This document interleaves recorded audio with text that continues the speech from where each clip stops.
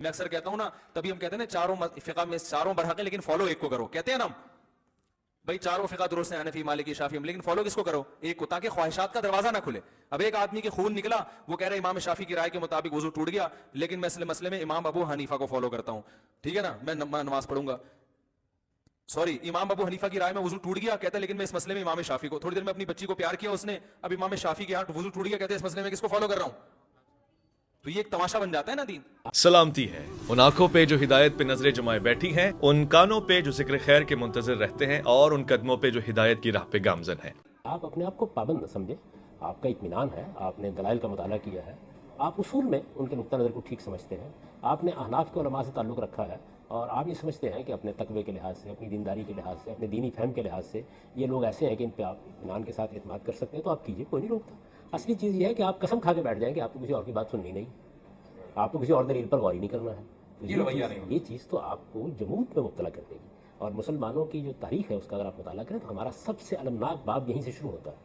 یعنی ہمارے ہاں لوگوں نے جب یہ چاہا کہ وہ اپنی اخلاقی تربیت کریں تو وہ خانقاہوں سے متعلق ہوئے، اور وہاں اصول کیا تھا؟ وہاں یہ تھا کہ آپ مرید بن کے آئیے، میں سجادہ رنگی کن غلط پیرے مگا گو، بیعت کیجئے کسی، آپ بیعت کیجئے، آپ مرید بن کے آئیے، یعنی اب آپ کا کام چونو چرا کرنا نہیں ہے، آپ اپنے آپ کو سرنڈر کر دیجیے۔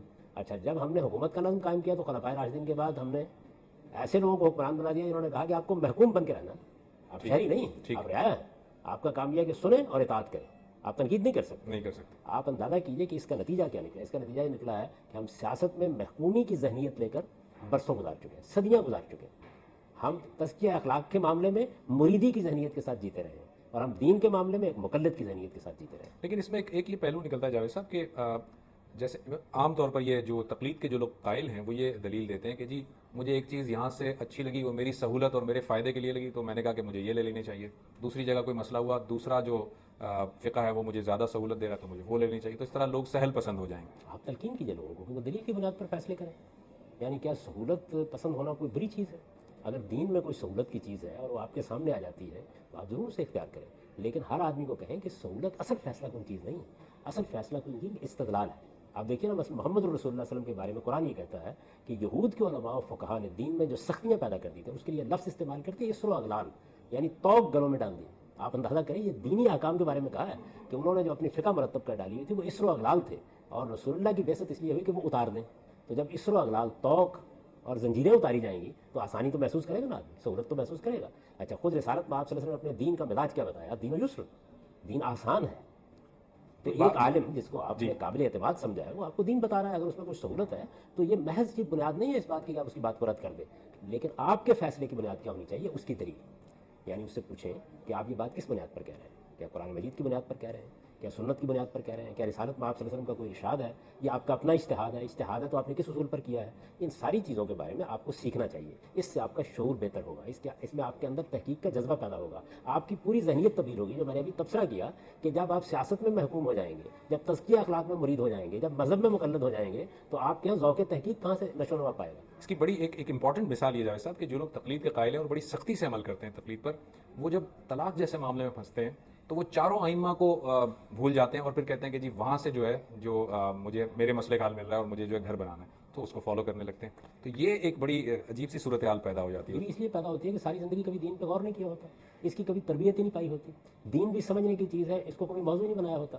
اگر پہلے دن سے یہ تربیت ہو کہ ہمیں دلائل پر غور کرنا ہے، چیزوں کو سمجھنا ہے، سب اہل علم کی رائے سننی ہے، اب کوئی پیغمبر نہیں ہے، کسی پر وحی نہیں آتی، آخری وحی رسالت میں آپ صلی اللہ علیہ وسلم پر آ چکی ہے، اب یہ جتنے علماء ہیں یہ دلیل کی بنیاد پر اپنی بات کہیں گے، ان کی بات غلط بھی ہو سکتی ہے، صحیح بھی ہو سکتی ہے۔ اچھا، اگر علماء بھی یہی تربیت کریں اپنے پاس آنے والوں کی کہ ہم انسان ہیں، ہم سے غلطی ہو سکتی ہے، ہم نے اپنی دانست میں ایک چیز کو سمجھنے کی کوشش کی ہے، اپنی حد تک ہم نے جستجو کی ہے، تحقیق کی ہے، لیکن آپ دوسرے اہل علم کی بات بھی سنیے، ان کی بات پر بھی توجہ دیجیے۔